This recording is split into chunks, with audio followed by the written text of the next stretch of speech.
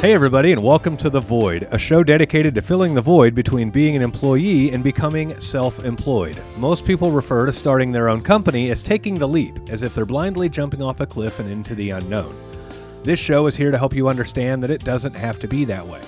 As always, if you like what you're hearing on the show, please do us a favor and help share The Void with somebody else who might be wanting to start their own company. We saw an opportunity to help others understand that self-employment is well within your reach. And just as our businesses have grown organically and by word of mouth, we want this show to grow the same way.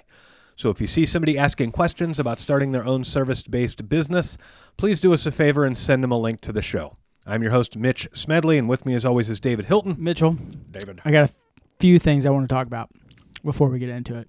Okay. One, I'd like to apologize to all the listeners that are regular. I did not get a podcast out on Friday when we got back from the wet show. I said I would. Yeah. One, I left the camera in your truck. Yep. Two, you were tired as hell.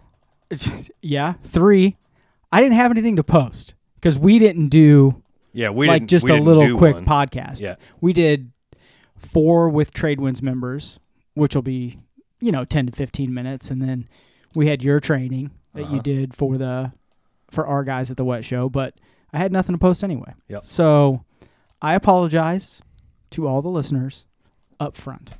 Good. That's the only apology you'll ever get from David. That's not fucking true. They're few and far between. They're pretty rare. But it's not going to be the only one. Yep. We had, full transparency, we had a lot of fun at the wet show. I'm still dragging. I'll say that. We got back Friday. What time did we get back? 3, 4 o'clock in the afternoon? Yeah, something like that. I'm still tired. Yeah. I'm still fucking tired, dude. Saturday, I was worthless. Sunday, I was worthless. It was a long week. It was a long week, but well worth it week. Imagine how tired that poor guy is that ate shit on the scooter. Dude. So, Indy, like all major area cities, has those the e-scooters. The e-scooters that you can rent, you swipe with your credit card or get the app or whatever. Yeah, it's like $10 or $20 or something. And we're there night one, standing outside of our hotel. It's almost midnight. Nice hotel, by the way. Like nice this hotel. Is one of the nicer hotels it's downtown. The Conrad. Yeah, it's nice. We hear this loud bang crash and look over, and this dude has hit the curb on the e-scooter at 25, like top speed, 30 mile an hour, and he hit the pavement and he started leaking all over the place. And he didn't move. There was a moment where he kind of got sat up, but then he was right back down. TBI, man. And I don't know what happened to him. We think we may have found him on Facebook. We aren't positive. I'm sure there's more than one person that ate shit on a scooter, but. I know for a fact there was more than one. This dude, the guy that we found on Facebook was up and around the next day. I don't think this dude would have been up and around the next day because he didn't move for 30 minutes.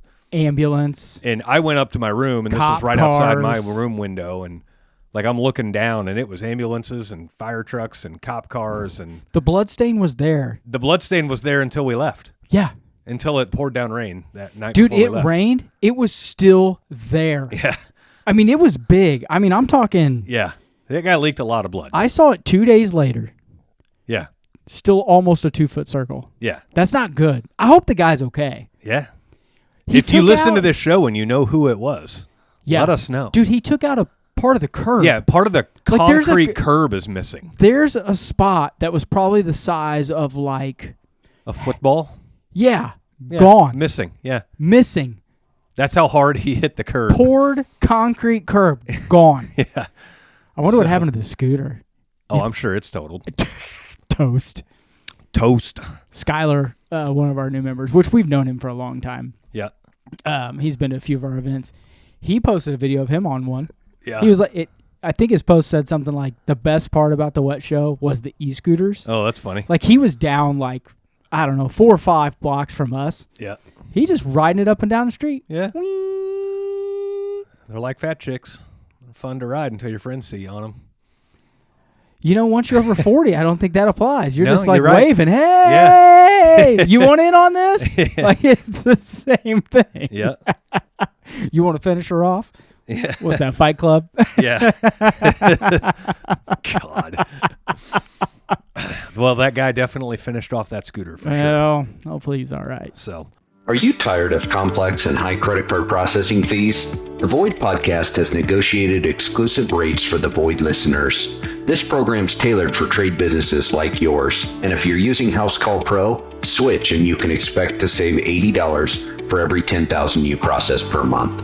Don't let high processing fees drain your profits. Visit empowerpayments.com/the Void or call us at 913-423-1265 now and unlock your savings. Good food, great times. all in all, good wet show.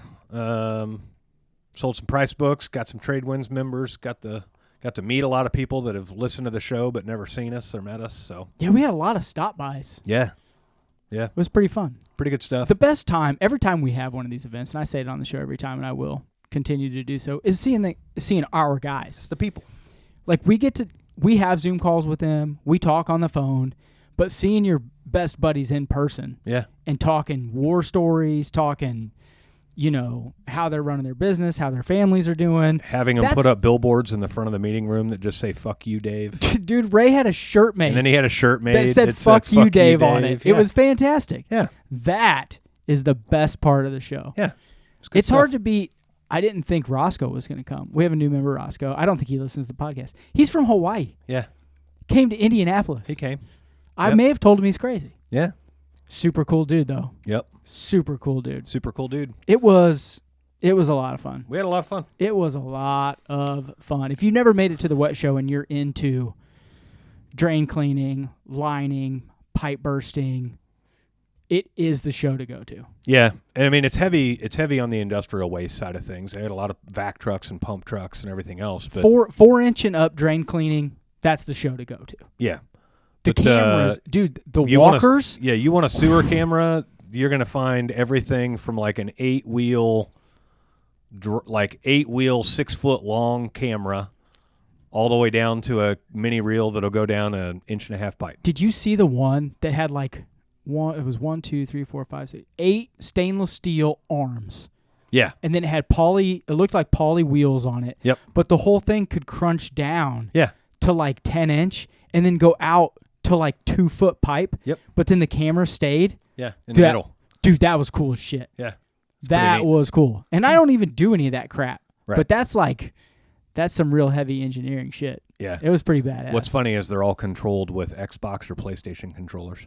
Are they really? Yeah, because that's the controller format that everyone's familiar with. Isn't that how that submarine was driven that imploded and killed all those people? Well, it didn't implode because of the Xbox controller. I'm not. But no, I'm not saying that. But you're right. Like, everyone knows how to use it. Yeah. Yeah, it's just That's kind of it's scary. the layout that everyone's used to. That's scary tech, too. Yeah. Like, okay, the whole world knows how this works, so use it for everything. Yeah. Yep. I shouldn't say scary. Convenient. I bought a couple scary. of cameras for the plumbing company while I was there. They had, Milwaukee's were 15% off. Rigids were 20% off.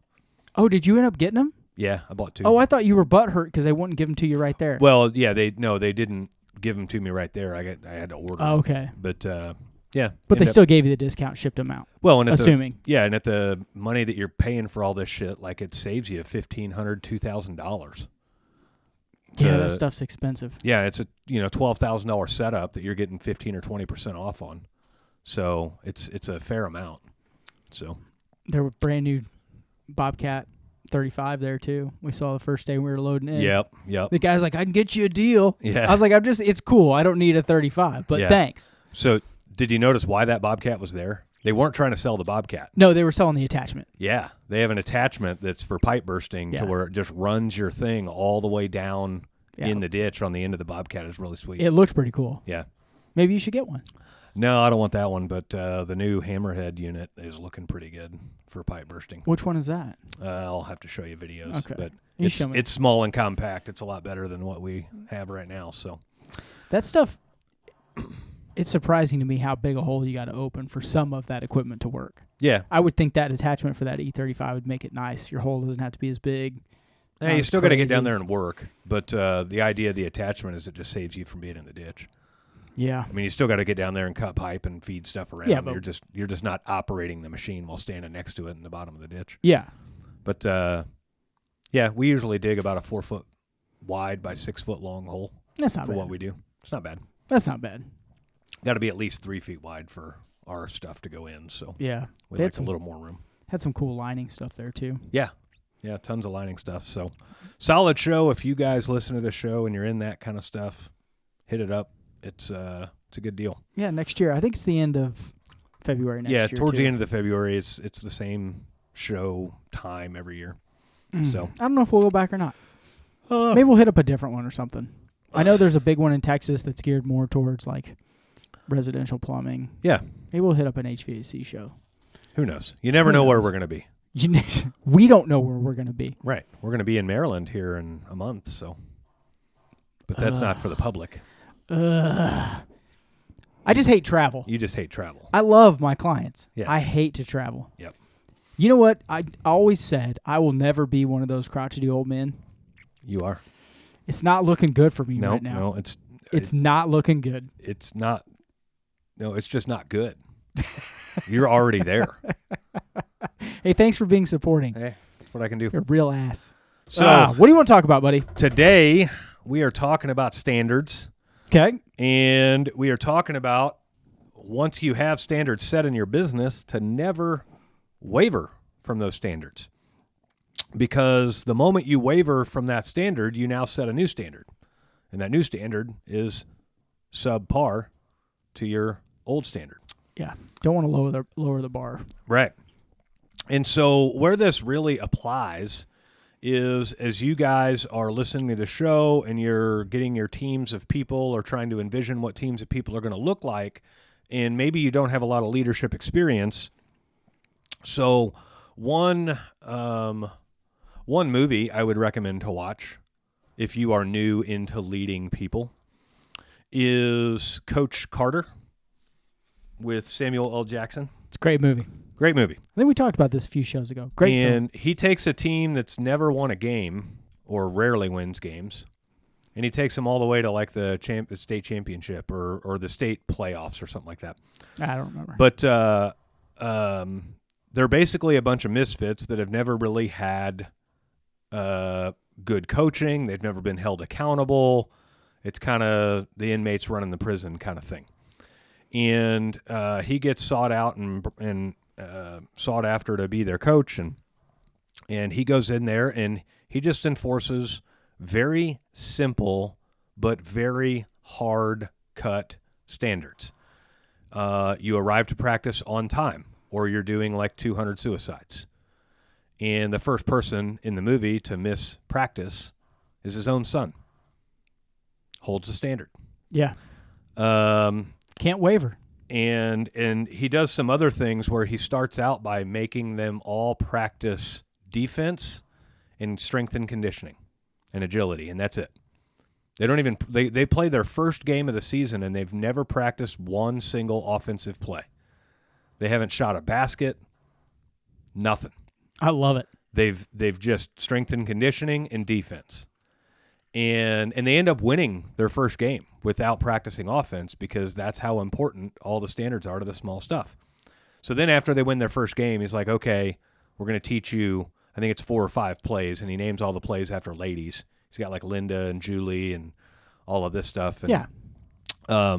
But that way he can just call out a lady's name from the sidelines and everybody knows what to do. But it's a very good movie if you look at it from a leadership perspective of how well a team performs when you watch the small shit. And so how this translates to business is, let's say you have a small team of guys and there's one guy that performs well, sells a lot, whatever the case may be. Okay. But he's all the time not doing the little shit. He's not asking for Google reviews. His shirt's never tucked in. He's always late to the meetings. He's always late to his calls. The dash of the truck looks like shit. Right, I hate right. The that. truck looks God, I substandard, hate all that stuff. That is a very dangerous person to employ at any company. And the reason why is because that person sets their own rules. And they're allowed to do it based off of their performance. In other words, I sell the most, they're not going to fire me. I don't have to have a clean truck. That's for the other people. Well, they're allowed to run the razor's edge. Yeah. They just are. Yeah. You know what I mean? And as a manager, it's a very difficult person to keep under control. Yeah. Or to keep from spreading cancer. And like, if you make him unhappy because you're trying to enforce standards and he's not open to it, like, he can become a cancer instantly. Yeah. Dude, when I was young, that was me. Yeah. Like, I just outran everyone else. I didn't give a fuck. I mean, and to the detriment of everyone else, like, I made it probably a worse place to work for the other guys. Yeah. Like, if you want to be 100% truthful. Yeah. And what also happens with that is the rest of the team sees somebody getting special treatment simply because of the results that they produce. Teacher's pet, man. Yeah. And so now the rest of the team isn't standards don't matter to the rest of the team as much because Hotshot's not following the standards. Yeah. So why should I? Yeah. And so it becomes a waterfall effect. And if anything, your higher performance, you should hold more accountable to the standards. Your higher performers, you should hold more accountable to the standards. In other words, like, you know, if you're less than 5 minutes early or late kind of thing, right? And I'm not saying I do this. I'm just giving you an example. I love the 5 minutes early thing. If you're less than 5 minutes early or late, well, if the new guy or the apprentice or the low producer, if he shows up 3 minutes before the meeting, he's still before the meeting, right? Yeah. But then if you're high performer, the model of your company, the guy that people are trying to emulate, replicate, behave like, whatever. Yeah. You know, if he shows up 1 minute before the meeting, you got to pull that guy aside and be like, dude, you're better than this. You know, you can't be letting these other guys show up before you and so on. Well, and the way to do that is you have to not convince them. You have to make it obvious to them that they are the standard. They are the best, and everyone looks up to you, dude. Mm-hmm. Like, if you someday want to be a manager, you're on that path now. Yeah. Like, all of these guys are looking at you and saying, oh, that's how John does it. I got to do it like John does. Well, and I'm glad you brought that up, the one day be a manager thing. The guys that grow with a company and move up through a company, it's not the highest sales guy. It's not the highest sales performer. It's the guy who honors the standards the best. I agree with that, but that usually tends to be the most high performers. Yeah. You know what I mean? Because they do all of the little things well that allow them to succeed and be in that situation. Totally. Yeah. But there is a big misnomer there that, oh, well, he got that job just because he was the best sales guy or whatever. And to me, it scares the shit out of me to promote your best sales guy to a manager. Well, because you're losing revenue. You're losing a sales guy. Number one, right? Yeah. But I mean, unless he can teach. Well, that's what I was going to say. Others. Not to side tangent, but if you know that the guy can teach and takes guys under his wing on his own, like, that's the guy that you immediately want to promote. Yep. You know what I mean? Because now all of that skill set is going to everyone else that's underneath him. Yep. So. Yeah, but ultimately, that's the guy who gets promoted is the guy who does all the little things well. And those little things are what establish your culture and your brand. And ultimately, if you set standards and then you waver on those standards, now your culture takes a hit, your teamwork takes a hit, and everything takes a hit. It's different to set standards with a goal attached to them and then realize that the goal may have been too aggressive and you have to extend the timeline to hit the goal, right? So let's just say I wanted to do $1 million in revenue this year. Well, it's $1 million in revenue in 12 months, right? Maybe last year I did $750 in revenue. Okay. And so this year the goal is $1 million. Well, maybe it takes me 13 months or 14 months to hit the $1 million. Yeah. That's still progress. But notice how I moved the timeline. I didn't move the goal. Yeah. Right? I wanted to do $1 million in 12 calendar months and so on. And so I I tended to, as our company was growing, I looked at when you grow quick enough, you can't wait for calendar years to tell you things. And so I looked at like rolling 12 months, and I wanted rolling 12 months to always be increasing because, let's say I did $1 million last year, and now I want to do 1.3 million. Okay, cool. You want to do 1.3 million over a 12-month span, whether that's January to January, February to February, March to March. It doesn't matter. People miss the importance of the rolling goal per se, right? Yeah. Like it's not just January 1 to December 31. Yeah. Like people, I think, set aside the fact that you always want to be improving, right? Mm-hmm. So what were my numbers from February 1 to January 31? Yeah. You know what I mean? Right. You always have to be looking to improve, I guess is what I'm trying to say. Yeah, and for me, I just didn't want to wait the full calendar year to say, like, okay, we did this one year and we did this the next. And you okay? Got a case of the yawns today. Do you? Let me slap you. Does that help? Come here. I will.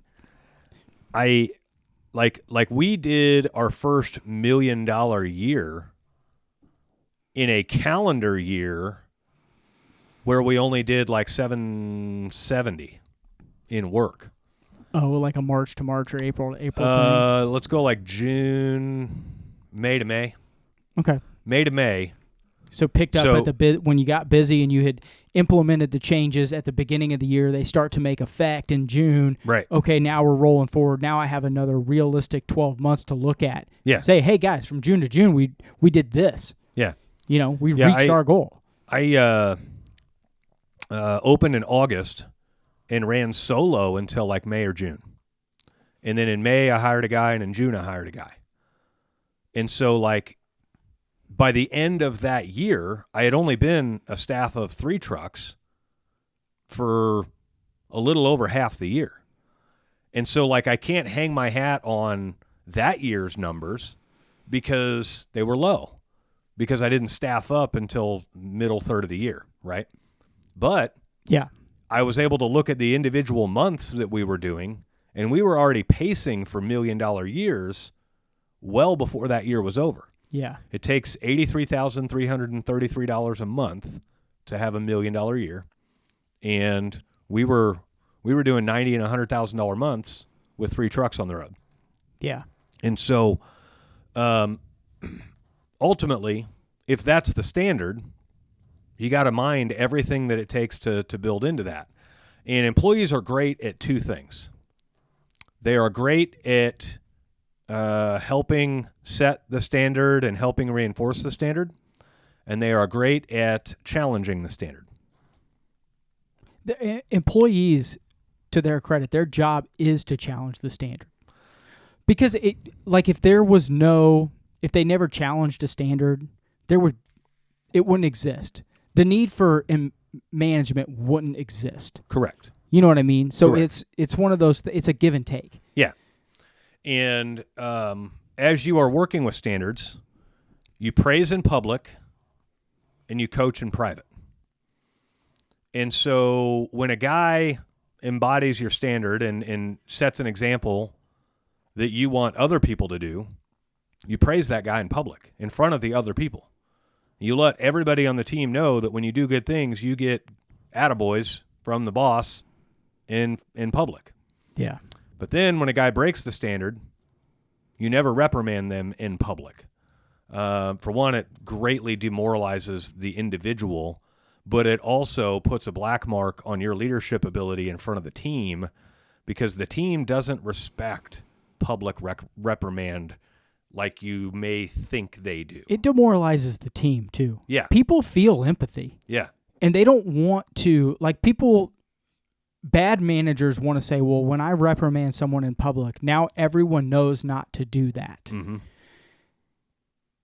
The employee that you reprimanded in private is going to tell guys, and it's going to move around. Yeah. Okay? So don't think that does, people want to think that doesn't happen. It happens. Yeah, you don't have to do it in public for everybody to see it. But to your point, it makes them lose respect for you. Yeah. And that is a huge problem. Once you go down that path, like one week of mistrust takes 6 months to regain. Yep. And especially in an area like that, like, oh man, if I fuck up, he's going to X, Y, and Z. Why would I go out of my way to benefit him in this business? Yep. You lost all credibility. Yeah. Instantly. The only time I've ever reprimanded anybody in public is when they tried to challenge me in public. And I didn't even give them the full reprimand in public, but I definitely set a standard that if you have complaints or challenges, you bring those up in private. I don't want to see someone or let everyone else see me assaulting you. So we do that in my office with the door fucking shut. You know? You go. Yeah. But standards, we're not talking big standards. Standards are not like sell $10,000 a week. Okay, that's a goal. That's a performance benchmark. Okay, standards are we don't drive like assholes. Right? We don't flip off the general public when you're in a company vehicle. Right. Even if they have it coming. Yeah. Like standards are we have a process and we follow the process to a T every time and we trust the process. That's the standard. Yeah. The standard, if enforced, and if it's a good standard and enforced properly, produces great results. But the standard is not great results. Okay? Yeah. In other words, the standard is inputs, the results are outputs. And so if you're ever looking at like, can this be a standard or not, just make sure standards are only controlled on the input side of things. In other words, like if I have a standard to get up at 6:30 every day, that doesn't mean I'm going to have a productive day. It just means that I held my end of the bargain and I got up at 6:30. Yeah. The outcome may not be every time I get up at 6:30, I have a fantastic day. Right. Because that's an impossible standard to uphold. Well, and you're not in control of it. But the standard you can set for yourself is I'm up at 6:30, regardless of what happens after that. Yeah. I go to a customer's house and I say, hey, Mrs. Jones, how are you doing today? You may not make that sale, but you followed the process, and the process is the standard. You know, the process is we collect payment at the end of every job. Well, Jimbo Jambo over here he forgets half the time and says the office will send you an invoice. Yep. That's not the process. That's not the standard we're setting for our employees. What are you doing? Right. It's a disruption. Anytime a standard isn't met, it's a disruption in the process of the business, regardless of where it's at. Yeah. What does Ray say all the time that's in Trade Winds? The standard is the standard. The standard is the standard. His employees literally, when something happens, they will say, well, Ray says it's the standard is the standard. Yep. That's great leadership. They know the standard is the standard. We have to follow it. If we all follow it, we will all do well. Yep. Yeah. You wouldn't want to set a standard of like make 3 sales today because you can't control that. But you could set a standard that I make a minimum of 30 sales calls today. You have control over the amount of effort you put out. Or I'm going to give 3 options to every sales call I have the opportunity to go to. Right. Right. And so standards are all inputs, and standards are very small. It's not this big. Now, when you combine all your standards together, it seems large. But if your company standard is that we wear shoe covers in every home, that's a very small thing. That's the shoe cover standard is we wear them in every home. And if you don't wear them in one home, you broke standard. So standards are also very easily black and white. They're very easy to tell, did we abide by standard or did we not? It's not a judgment call. Right. There shouldn't be a lot of nuance in standards either. It shouldn't be subject for interpretation, right? If this happens, this happens. If this happens, this happens. No. Right. And so we do have, I'm not going to say it's nuance free because like in our company, we don't have a shoe cover rule. Our shoe cover rule is take them into consideration, but read the room. And the reason why is because I've been in some houses that are nasty and I go to put my shoe covers on because that's the policy, the standard. And the customer says, oh, you don't need to worry about that. Look at these carpets. They're atrocious. And the moment I say, well, it's company policy and I got to do it, shampoo 'em, bitch. Oh. Now I'm driving a wedge between my relationship with the customer over a standard. And I don't want to do that. Yeah. And so a good rule of thumb is if the standard, makes it difficult for you to build a know, like, and trust with a customer, it's out the window. Yeah. Yeah. And so, our guys, they consider shoe covers. They have them in their pocket, ready to wear. But, again, it's kind of a case-by-case thing. I had one guy that wouldn't wear shoe covers. He'd just slip off his shoes. I used to do that a lot. And, he said that was a lot easier than wearing because shoe covers leak and they get holes in them. And you're changing them all the time. It's just a waste of fucking money. Yeah. Yeah. And so he would just 100%. slip off his shoes, and that was the way he handled it. So, But I think his excuse for that was he went to a house one time that had freshly done wood floors, and he had a rock in his shoe, and it scratched that kind of floor? scratched up the floor even through the shoe cover, Yeah. And I so always carried. I had boots, a pair of tennis shoes, and then a pair of clean boots. Yep. And I was just. We've talked about it all the time. I'm a little nuts. Yeah. But I wanted to be prepared for every situation. So. Yeah.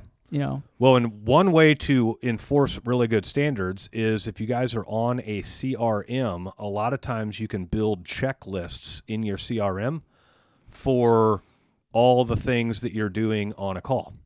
Yeah. And those can help remind your guys of all of the little mini standards that you have that you want them doing. So speaking of CRMs, FieldPulse is the field service management software for field service pros like you.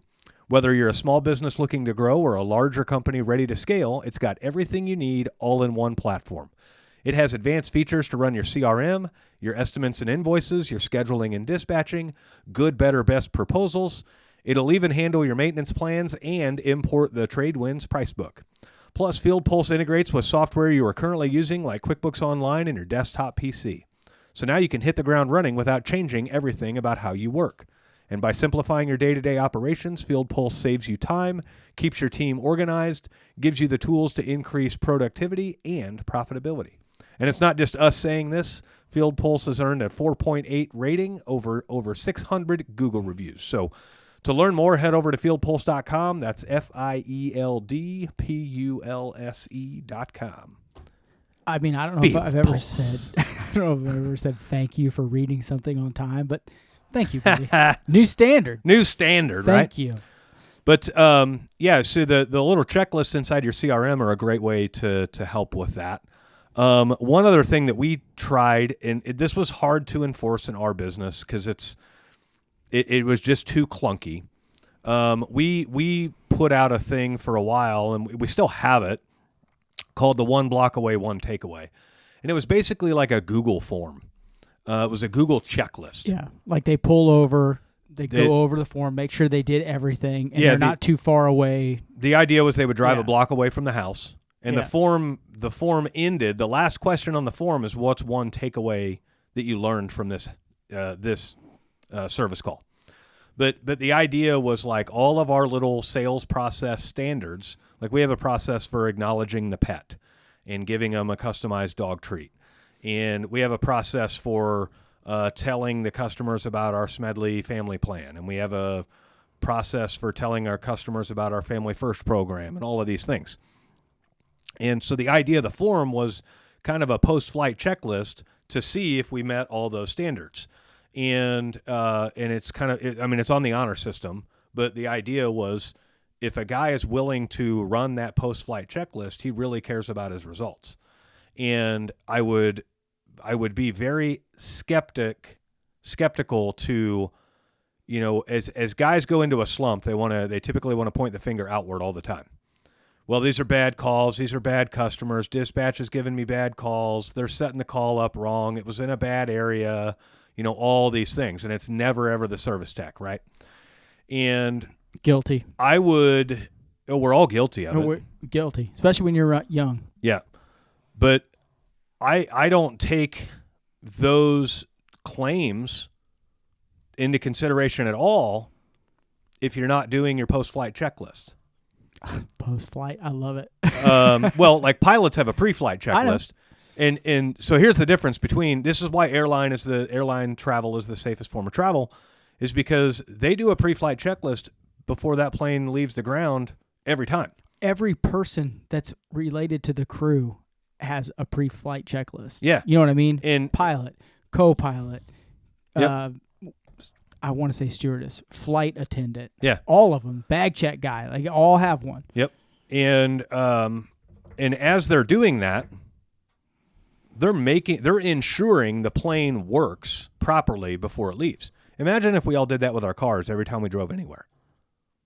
Check the tires. Like semi-truck drivers have to do it every day. Well, they're supposed to. Yeah. You mean I checked my windshield wiper fluid, I checked my oil, I checked to make sure the antifreeze before I started it up was full, the reservoir was full, brake fluid was full, air pressure was full, all the seat belts worked, none of the warning lights came on. Like, if you had to do that every time, it'd take you an extra 20 minutes before you fucking went anywhere. It'd take you an extra time, but if you put that much care into and everybody put that much care into their vehicle before they drove, car accidents would go down. Shelled engines. Let's talk about oil. Yeah. Shelled engines would be almost obsolete. Maintenance would go down, Yeah. right? All of those things. And so now it's not really practical in the automobile world, and I'm not trying to say it should be, but what I'm saying It's is just a good example. that is why airline travel is so safe. And so we can't, in the service world, we can't do a pre-flight checklist, because that pre-flight checklist is going to be, will I tell the customer about our Smedley family plan? Will I tell the customer about our Family First program? Like, I can promise until I'm blue in the face that I will, but do I actually do it? You can have a pre-flight checklist for a service call until you meet the customer. Right. I park where they can see my van. Yeah. I have my shoe covers in my pocket. Yep. You know, I have my tablet in my hand. I don't have to go back out to the truck to get it. I have all of my tools in my hand. I checked and make sure I didn't have food on my face from lunch. Yep. You know what I mean? Like, you can do that, but it's a very small amount of the sales process. Yeah.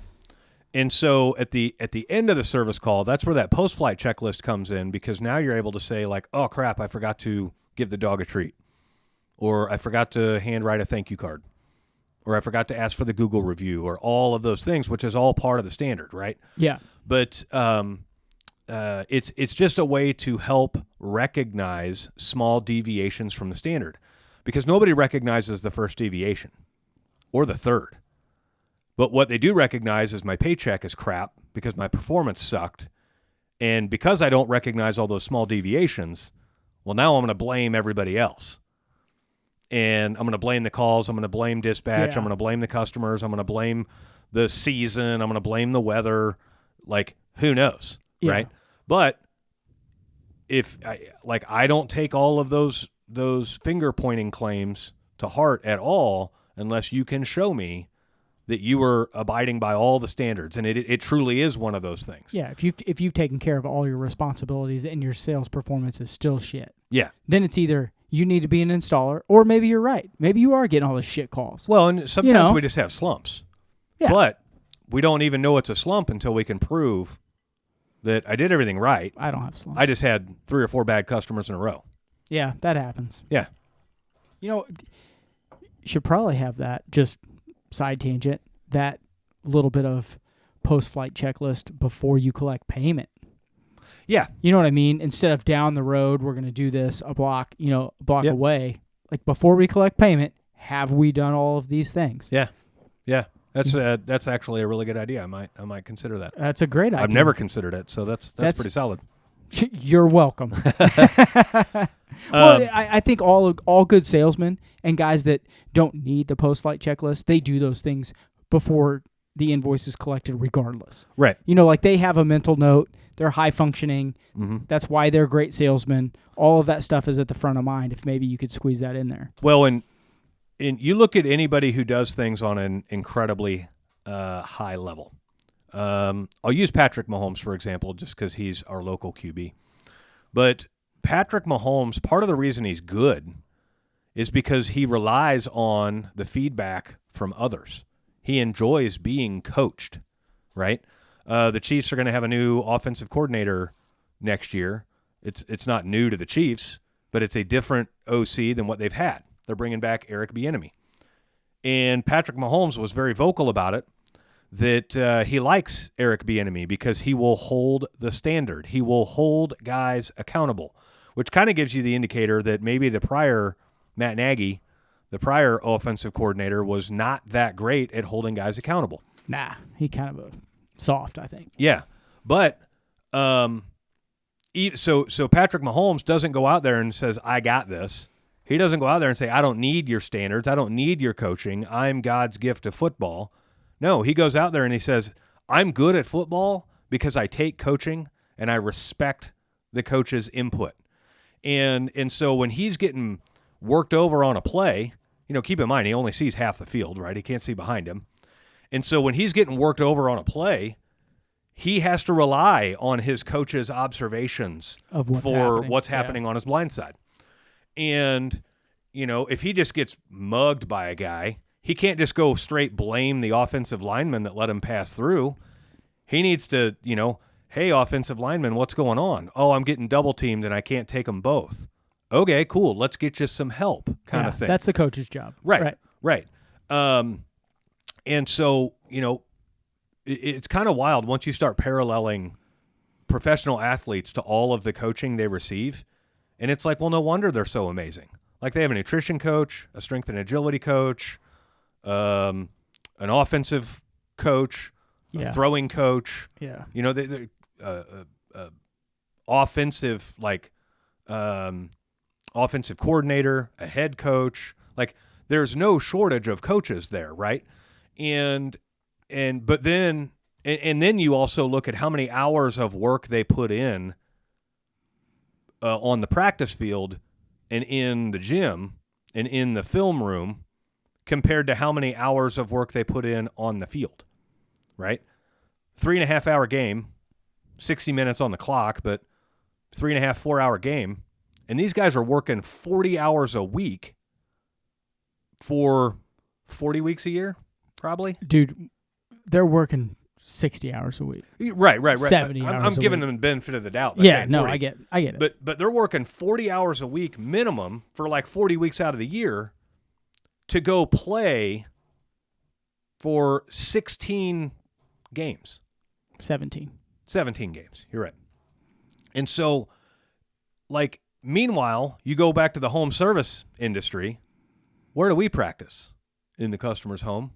We practice at game time. Yeah. You know what I mean? We rarely practice all of those things. And then no wonder we wonder why our performance is shit. And it's we're going to go out there and play the Colts without watching any game film, without warming up, without practicing, no calisthenics. We're going to skip the gym for a week. Now let's go out there and expect to beat the Colts. Well, this year you probably could have done it. Well, and I mean, to that point too, if you're a business owner, manager, whatever, if you're not actively coaching those guys on those standards before the calls happen and you're only looking at what happens after, and they feel like they're running around with no guidance, that is a problem. Yeah. They have no idea what they're running into or what you expect until after they've made mistakes or after sales volume is down revenue volume is down, per call that they're running. Yep. You've got to be the leader. Yeah. You've got to set those standards of, hey, I have these processes in place.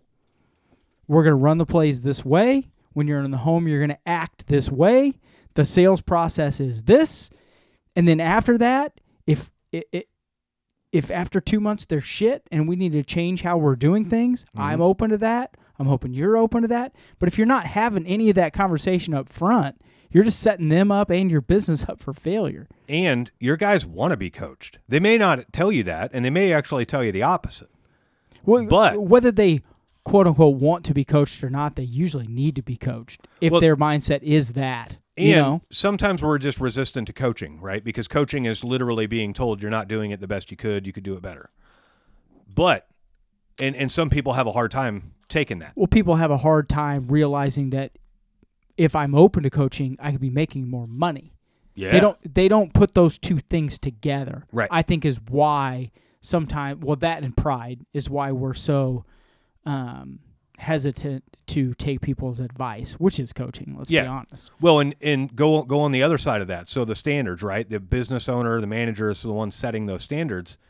It's not a pride thing there either. It's not I set these standards because it's my way or the highway. It's I set these standards because when I stand back and look at this at a 30,000-foot view, pragmatically, these standards create success. And so that's why I love the standard. I don't love the standards because I came up with them. I love the standards because I challenged them enough to know that if we do all of these things, like, our customer experience process is probably a total of about 25 different things. And maybe 30 different things. And so it sounds like a lot, but that's not a lot. It sounds like a lot for a service business, but it's not. But I'll dive into them here in a second. Let's say it's 30 things. Those 30 things, I'm not proud of those because I came up with them. I'm proud of those because I saw results. I wondered if things could be improved. We tweaked the standard a little bit. We saw better results, and so we maintained the new standard. Or the opposite. We saw results. We wondered if they can be improved. We tweaked the standard. Results went down, and we said, okay, we got to go the other way, right?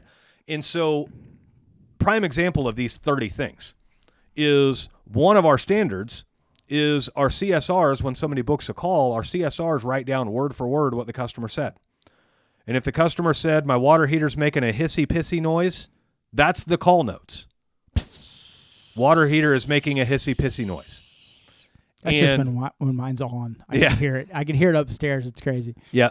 But the reason that's part of our customer experience standard is because later on in this process, our plumber, we don't use this whole automated text, your plumber's on the way bullshit. Like we reach out, like we don't let automations creep in on the customer experience. It's another touch point for you. Yeah.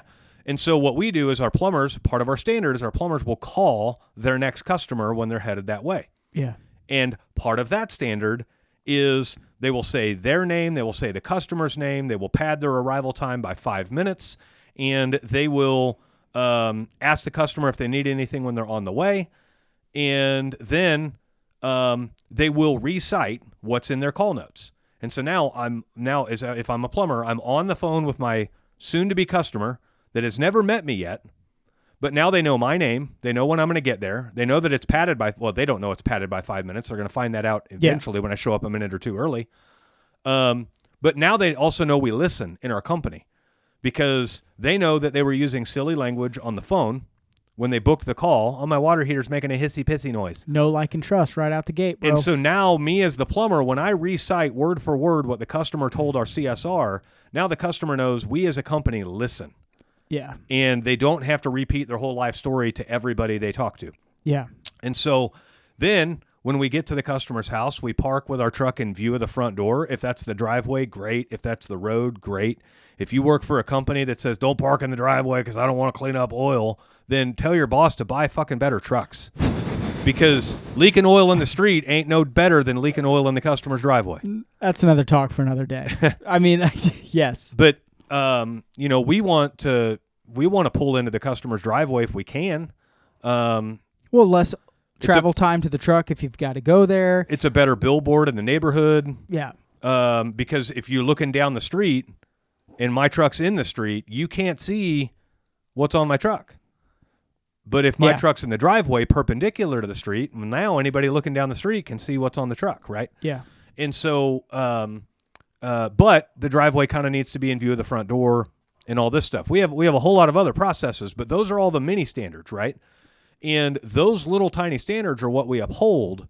And if we do all of those right, the results follow, right? And if I don't uphold any of those, well, now let's say we dropped the ball on all that stuff. Well, now the customer calls in, the CSR says, I don't know, something's wrong with the heater, and that's the call notes. And we let automation text our customer that we're on the way, and now our guy gets there, Maybe the customers didn't get a text. Maybe, Yeah. Now the guy doesn't park in view of the door. He's not wearing his uniform, or he is, and it's not tucked in. Tripped on all those cracks on the way there. All that stuff. So now the customer's opening the door to a complete stranger that they don't know, they don't like, and they don't trust. And then we get there and we say, well, I hear something's wrong with the heater. And now the customer has to repeat the whole story again to us. Yeah. And it's just starting the whole process off on a bad foot. So that's why those standards are there in our company, and that's why we see such great Google reviews, and that's why we see such great sales performance and everything else. And so it's not because we're going in there and putting the customer over a barrel and saying, "Oh, you got to buy this now," and it's take it or leave it, or we're not lying to the customer to develop urgency or anything else. No games. It's just straightforward, good, honest, wholesome human interaction. And we follow that all the way through with a whole lot of other things as well. But those are those little standards that make a big difference in the outcome of the call. So when my guys start complaining about, bad calls, bad customers, bad CSR, bad dispatch, bad schedule, all this stuff, if I don't have proof that you followed your end of the deal on all of those standards, then I'm not going to trust you on your claims otherwise. Yeah, and let's be honest. The companies that want to charge good rates, your business, how we talk to the guys in Trade Winds, like you should be charging X, right? The only ones that get away, I shouldn't say get away, the only ones that are able to charge the actual rates that they are able to charge or should be charging are the ones that set small standards, follow through the small standards, have a serious process, hold their guys to the process, automatically have the customer's trust, like you were saying, when they go into the house. The only ones that can do that are the ones that set standards, small to large, and then have their employees, quote unquote, make their employees, like I say make loosely, uphold those standards. Like it's a giant lift to get to $600 an hour, billable hour, right? Yep. How do we get there though? Small baby steps. Yeah. What are the small baby steps? They're initiating know, like, and trust on the phone when a customer calls. They're initiating know, like, and trust when you get to the house. They're initiating know, like, and trust when they're in the home. Yeah. But the only way that an average plumber, HVAC tech, electrician, whatever can get to that is following a very small step-by-step process to get there. Yep. Right? And the only way that process is laid out is through setting small standards at every turn, at every little step of the way before they get into the home, when they're in the home, when they're asking for that credit card, when they're leaving the home. Yeah. You know what I mean? Like all of those little things add up to great customer service, to great quality of work, to high tickets, to high net profit, to high wages for your guys, to great benefits for your employees, to great company parties. All of those things can only be obtained at the highest level if there's a small step-by-step process that you hold them to, which is the standard. The standard is the standard. If I don't hold my employee to the step-by-step process the whole way, none of those things are going to happen. He's not going to have a great high average ticket. We can't charge a competitive rate in our area, regardless of where that is. He can't have health insurance. He can't make $120K a year. None of that happens if you don't set the standard day fucking one, when you start your business, when you hire your employee, when you build a process. None of that shit fucking happens. Yeah. And where all these standards come from is, does it enhance or detract from the customer experience? Yeah. And so, like, we're in a service business, and so the customer experience is the pinnacle of our focus. All of our focus is driven on the customer experience. And so you brought up a good one about, like, taking payment. One of the ways where we found out there was a ripple in the customer experience, a hiccup, so to speak, is how many service businesses charge extra for credit cards? A lot. Yeah. Too many. And you shouldn't. We teach in trade winds. Don't build it into your price. Right. Don't turn them off. Show me any large company out there that serves millions of people on the regular that charges extra for the most common form of payment in the world. Yeah, you're not going to Walmart and paying more. Right. Walmart's not adding 3% to your bill because you paid with a card. I can hear the fucking idiots now. Hey, the banks, we got to get off credit cards because every credit card just makes the banks richer. You're right. You're right, but you got to play the game. Your job's also to make money. Yeah. So just move past it. Yeah. Do the same thing. We could talk about that another day. Yeah, you still got to play the game, right? That's right. And so you jack up all your prices by 3%, and then you happily take any method of payment the customer wants to give. If they write you a check, you made 3%, dog. Yeah. Which may be $4.75. Okay, Yeah. Relax. Move on with your life. Might be $300. Depends on the size of the check, Maybe. But I doubt it. right. Keep in mind though, like if you solve that problem, then the customer's going to be like, "Oh, do you guys take checks or can I pay with a credit card or whatever?"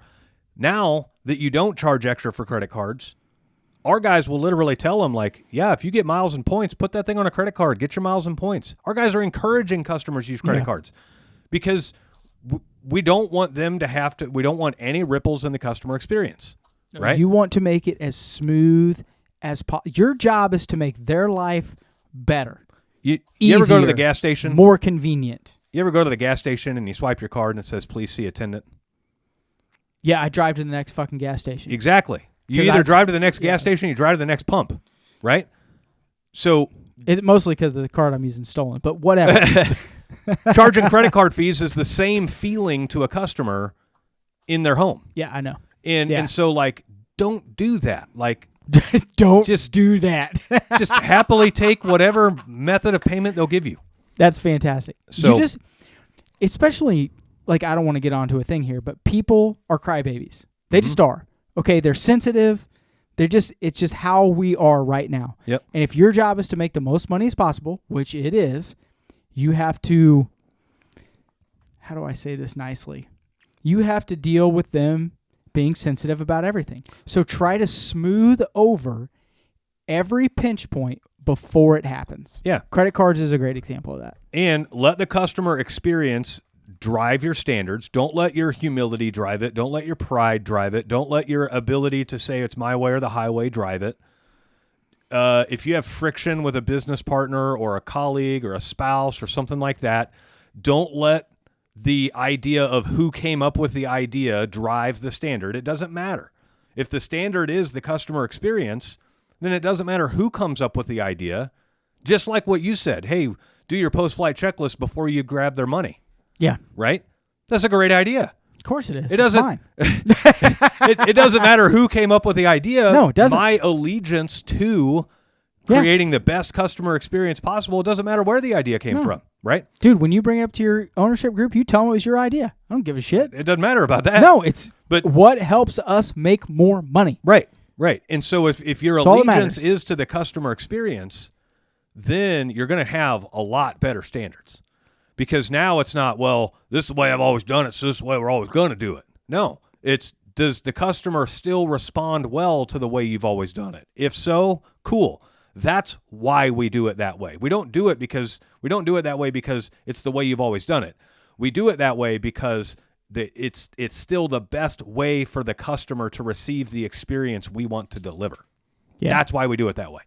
And sometimes the way we've always done it is the way that we keep doing it. Other times we got to change, right? Online booking, for example. Got to be fluid, man. Yeah, online booking is now really popular. There's a lot of people that don't want to talk to people on the phone. There's a lot of customers that we call to let them know we're headed, and they forward us to voicemail. And our process is we immediately follow it up with a text from the plumber's phone, not from the company, from the plumber's work phone, follow it up with a text that has everything in it that like I would talk to text this. I would say, hey, Mrs. Jones, this is Mitch with Smedley Plumbing. I'm heading your way to look at that water heater that's making a hissy-pissy noise. I should be there at 8:47. Yeah. And then what's crazy is because these customers don't want to talk on the phone anymore, like they'll immediately respond to that text. Looking forward to meeting you. Yeah, after they immediately sent you to voicemail. After they just sent you to voicemail, it's right? So it's so crazy to me to even think like that's a real thing. You know me. I hate people. Yeah. In general, but I still will answer the phone when someone's coming to my house for like it still blows my mind. Yeah, no, but it happens at an extremely high rate. It's it crazy, and it does. Just is what it is. You can't deal with it. Yeah, you can't fault the customer for it. This is their experience, and so you've got to have standards in your business that give the customer the best experience. Well, you can fault them for it and think they're fucking completely insane, but you just got to roll with it. You got to be fluid. Yeah, go with it. Give them what they want. Yeah, so that when you're at their house, you can sell them shit and make a lot of money. Yeah.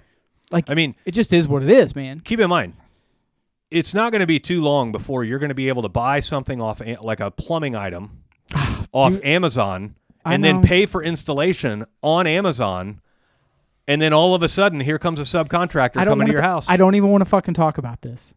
I know it's coming. It's happening. I don't like it. It's not going to be long until you call, or like you go to ChatGPT and you say, hey, my water heater's making a hissy-pissy noise. And ChatGPT says, oh, it sounds like a plumber may need to check it out. Would you like me to book you an appointment with a plumber? And ChatGPT books the appointment for you. And you don't even know who's coming. No, and then I don't. Chat I'm just out. Says, I'm out. By the way, I searched the best plumbers in the area, and that was Smedley Plumbing. And so that's not you have an appointment with. You have an appointment with Smedley Plumbing on Wednesday at 10. I know. Right? And it's different. Like, let's be honest. I'm biased. It's different for people that have been in the trades. Mm-hmm. It just is. Mm-hmm. Like, but for people that haven't been, you're right. They're completely comfortable with that. Yeah. Because they don't know. I'm going to sound like a crotchety old man. They don't know that 10 of those plumbers that are on that list are shit. Right. Like, you and I know that. Yeah. Because we've been in the field. But keep in mind, you used to buy something off of Amazon and you had to wait like a week to get it. And now I can buy something off of Amazon at 8 p.m. and it's on my doorstep before I wake up the next morning. Yeah. On some products. Some products. Not all of them, but I bought this side tangent. I bought Layla so we do the advent calendars. Janine buys her one every year. It's like, before Christmas, it's a chocolate, it's a whatever. It was ornaments for her tree, and she put a little tree in her room. Mm-hmm. And by little, I mean full size, because she's crazy like me. But it was ornaments of different chickens. Yeah. It didn't come till January 31st. Yeah. Or maybe it was the 30th. I can't remember. Yep. But regardless. It happens. Side tangent. Yeah. It happens. And it will happen in the service industry too, but yeah. Yep. So as you guys are going around wondering how you're going to make a lot of money in the trades, you don't make a lot of money because you charge a lot of money. You make a lot of money because you have a really good customer experience, you set really good standards, and you enforce those standards. And a byproduct of that is making money.